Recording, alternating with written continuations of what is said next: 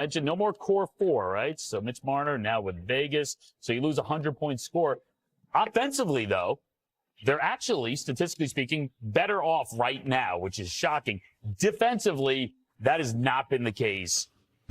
You can make the argument easier to play against right now than they were last year, almost significantly easier to play against. Yeah, I feel, well, with Tanev out, that doesn't help, right? And that's going to open up some holes. I feel like they're allowing way too much east to west. And sometimes, though, when you get a lot of new personnel and new faces, you're getting acclimated and adjusted to the system. So no excuses. They've been hot and cold.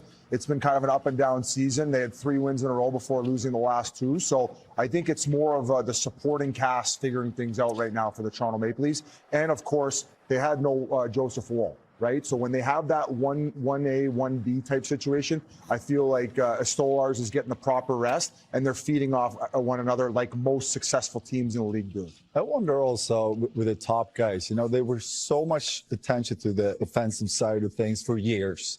Then last couple of years, they refocused, played a lot better D, but that also took away some of their offensive abilities, right? So it didn't really work. I mean, they played well, but it didn't pay off in terms of getting to where they wanted to go.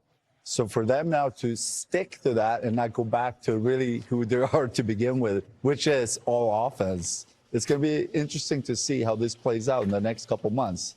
You know where I'm getting with this? Yeah, absolutely. I was going to ask you guys, though, and more particularly you, Ace, because you were a player. It might not have been the case because you always had strong starter tank. I feel like with an older D-core, sometimes the older guys, they take 15, 20 games to warm up the bus, so to speak, where they have an older established D-core where I'm going to start judging these guys as we get into game 30, 40, and I feel like that's a fair time to start. Yeah, but I think I'm just thinking. What are you laughing at? Well, I'm laughing at maybe the owner should only pay him for 65 games. They're not going to play from like 15 games to 30. How do you not play 15 games? Well, I mean, sometimes it takes a little time for these older guys to warm up the bus. Well, I think it's more different in Toronto than any other place. That's where I'm going with it. Those new guys that went to Toronto, they've never seen the sort of attention and pressure you get for playing for the Toronto Maple Leafs. And I will grant you that it does take a little bit more time maybe than other teams. And not warming up the bus.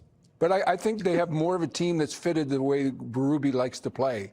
And I look for them to get stronger as the year goes on. They're going to become a much better team in January, February than they are today. I agree with you with that. And last year, to that point, Gretz, they had 10th fewest rush chances against last year, and this year, 3rd most. Yeah. And could it be a combination of not having Marner anymore? I know we're beating that dead horse, but guys trying to really try to figure out how can we create offense without having Mitch here. Yeah. And we're going to try to go and try to score, maybe take some chances. But also, is it a teams playing against the Leafs now aren't afraid against the Leafs? Before you had that high-powered offense, even though they're scoring a lot of goals, they had that mystique about them. And now without having Marner in the lineup, they're thinking, you know what? We're going to go head-to-head with these guys and see what's going to happen. And they're just not getting the saves they were getting in previous years, too.